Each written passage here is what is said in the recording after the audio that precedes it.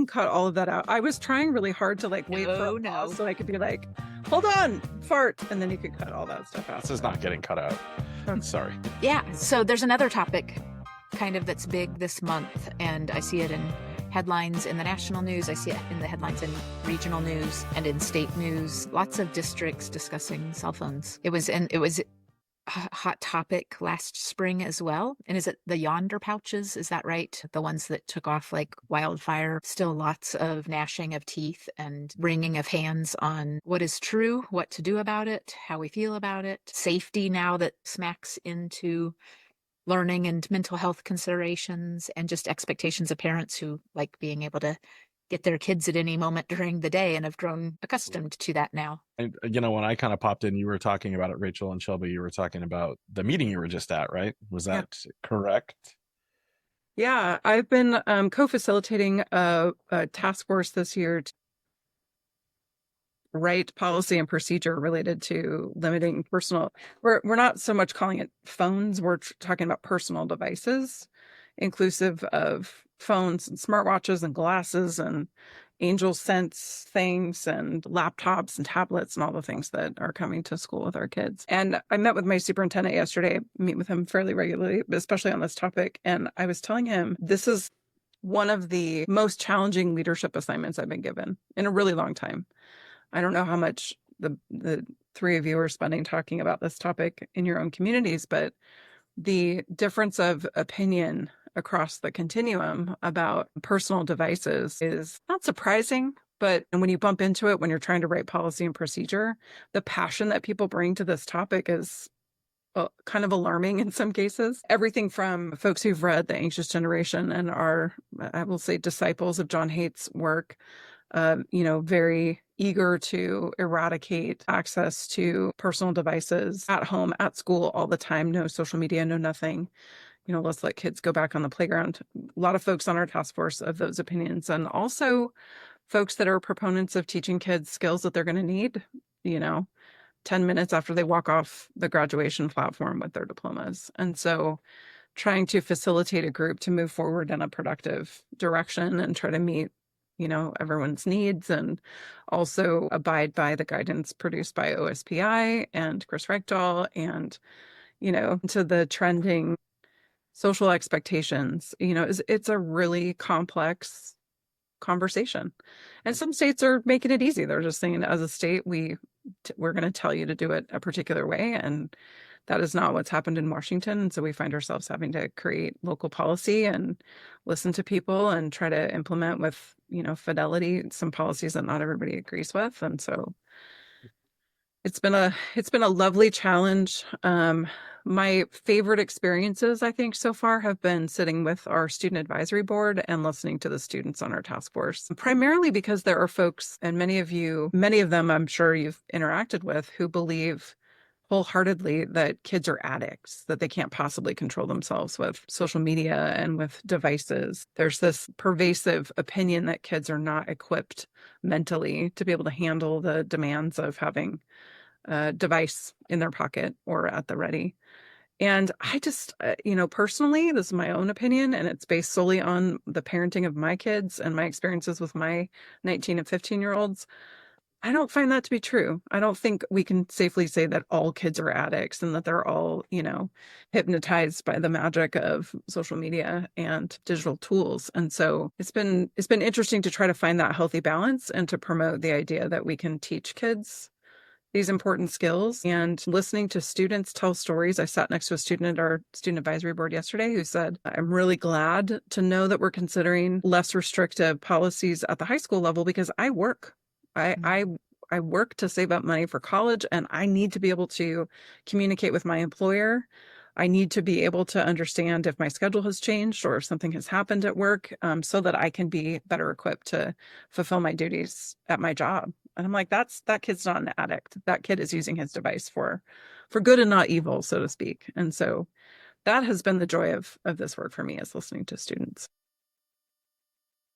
Did you solicit feedback and do listening sessions with parents also? And is there a tilt in the balance? Because I'm a second row back from this work in our region. Is it close to 50-50 students or parents? Is it weighted really heavily one side to the other?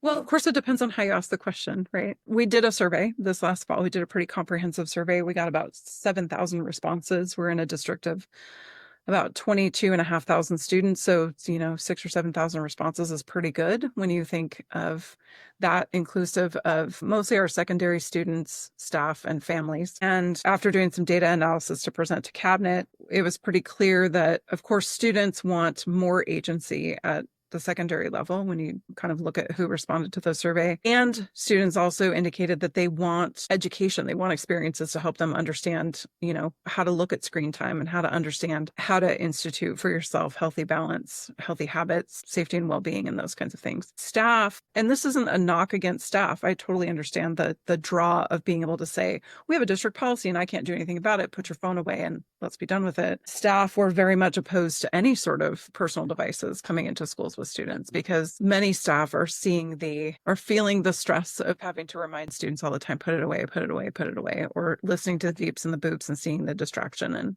not having students engaged in class. Parents, not surprisingly, their main concern, as articulated in the feedback we got in the survey, was about safety.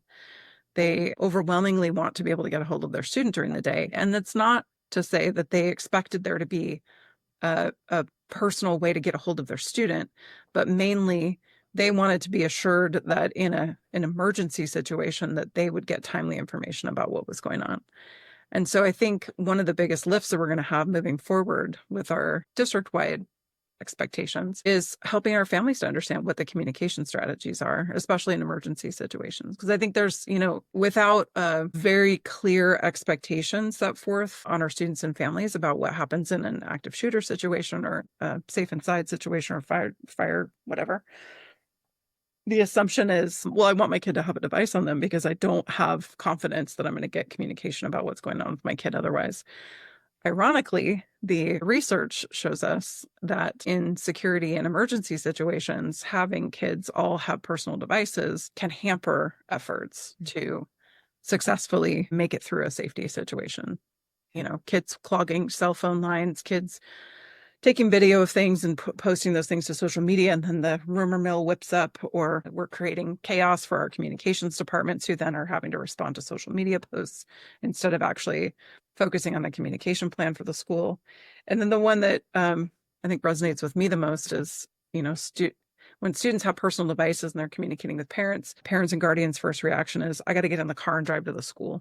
And so then we have jammed up parking lots and traffic issues that cause our first responders not to be able to do their jobs. So I think as much as we can get that message out to families and help them understand the detriments to having personal devices rampantly used during safety situations, and the more confidence we can build in our communication protocols, the more successful we'll be in implementing a less phone environment. And I am curious, Derek, what you're doing, because we're next to each other. So yeah. I'm sure you hear as often as I do, what is North Thurston doing? Yeah. Let's do the same thing. So I text Mark, like, hey, what are you guys doing on this? Like 2 or 3 times a week. North Thurston. So we went headlong into the off and away all day policy. Since the beginning of school, there's been no cell phones in the classrooms. It was actually an ask from the teachers union. They really pushed for it. And also obviously distractions from instructional ramifications that come from kids using their cell phones. Not to say that I don't see some cell phones out in classrooms when I'm out in the building still, and the teachers having to remind the students of doing that. Obviously, there was some pretty significant pushback, just like Shelby mentioned, especially on the parent side of being able to reach my kid, being able to have contact with my kiddo at any given time if I need to get a hold of them. And the district really pushed the messaging of, if you need to get a hold of your child, call the office and we will track your kid down, just like all of us had to do when we were going up through school and whatnot. And for us, it's worked out. And the feedback for the most part is a lot of students like that isn't a factor now. Like the pressure amongst friends to have your cell phone out and be reachable 24/7, like that, some of that is taken off because of the policy. There's kids that absolutely hate it, like some parents. We don't go quite as far as like the yonder bags or stuff like that. So, if there was an emergency, the kids could turn their cell phones on if they needed to. And they still have access to their device if they need to. Here, quick question for you. There's a nuance that our task force wrestled with a little bit, and that is we have decided to go K-8 off and away all day. So no passing periods, no lunch, no buses, none of that stuff. But at 9-12, we're our policy is going to allow for use of personal devices during passing times, nutrition breaks, and before and after school. Is that consistent with what you're doing? For us, it's if you're on school property, they're off and away. It Okay. doesn't matter if it's passing period lunch. It's the expectations that they're not turned on and not accessible. If they have a smartwatch, it's supposed to be in airplane mode. Again, mileage might vary classroom to classroom on how heavily that's or consistently that's enforced. But the district policy and expectation is that they're away. And for us, we're 15,000 kids, just a little shy of that.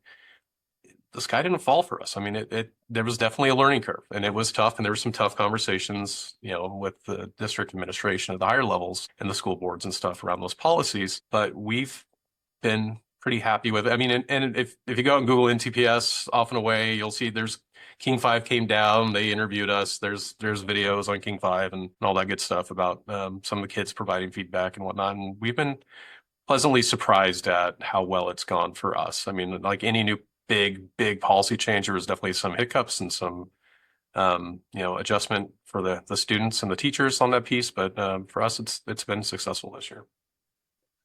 I think one of our hurdles might be to the consistent reinforcement from classroom to classroom. I think there's I would say a false confidence that we're going to have a district policy and all of a sudden the world is going to change and culture is going to shift, and all we needed was a district policy. And I'm quick to remind people that we have district policies around curriculum too, and you're not using the core curriculum. So I think enforcement and cultural shift, and I wouldn't say enforcement, I would say reinforcement of the expectations and a systemic belief in why this is good for kids is something that I think is going to take time. I think it'll take time for us, despite the fact that we have a couple of schools that, especially at the secondary level, that have gone to no cell bell to bell. But even at those schools that have had those requirements in place for a while, there's still, I can go visit a school that's no cell from bell to bell and go into a classroom where teachers are like, scan this QR code. It's like, what are you doing with a QR code if you're not supposed to have kids with cell phones? Yeah. So it's a cultural shift, and one that doesn't just rely on a district policy. I think this is a topic that we definitely should revisit in a different episode, because there's a lot to unpack here. And, for example, and I'll just leave it with this. I was talking to a CIO of another state who is quietly in his district trying to introduce the idea that everything should happen through a phone, and that they would provide phones to families and students who don't have. Run it all, because that's what everybody's going to use once they leave the system. And so instead of fighting it and hiding it and trying to control it, let's give them exactly what they need. And I've been met with when I've told people about it, a lot of open mouths. Like, I can't believe somebody would do that. So just throw out, just as because I can't help myself, assertion that there is causality between access to a phone and mental health issues. The data, while it's being presented very with lots of fanfare and in hardcover things with fun covers, I'm not buying it. We have a director of data and research, and he and I have had long conversations about potentially false assertions that there is a causality between access to a phone or access to a mobile device and mental health issues. Are there some kids who suffer from having access to those things? Yes, of course. That is a symptom of something different than just, I have a phone, and it's not necessarily solvable by taking the phone away. I don't think we're teaching kids a whole lot by just taking the phone away. And one thing on the IT side that is consideration is you take cell phones away, and all of a sudden I've deployed probably 50 webcams to math classrooms this year because they have nothing to take pictures of their math problems with anymore. Like, hey, take a picture of your math problem, post it to Canvas or something like that. We don't have forward-facing cameras on our Chromebooks. And so I've had to deploy a bunch of webcams because they can't use their cell phones anymore. So there's all those fringe things you don't think about. And I'm like, why am I getting all these requests for webcams from math teachers? I'm like, okay, all right.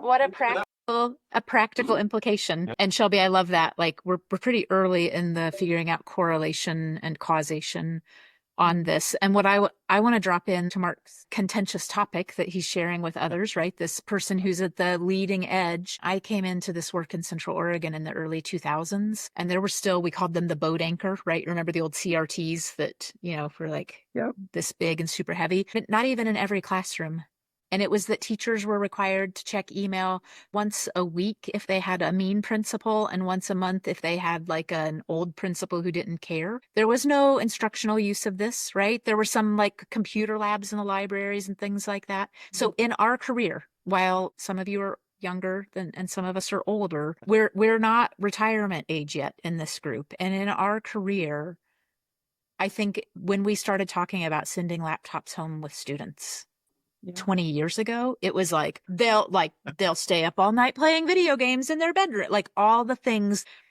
So I don't doubt at all that 20 years from now, should we be sitting here still doing the Plugged In podcast for ACPE, we could revisit this, and this will totally be true, because I don't know about you all, every week there's stuff that I prefer doing on my phone because the app development is better, the usability, the accessibility is better on the phones than on the web versions of things. And so I don't doubt at all, Mark, that your colleague is like charting the course through the path that's coming at us.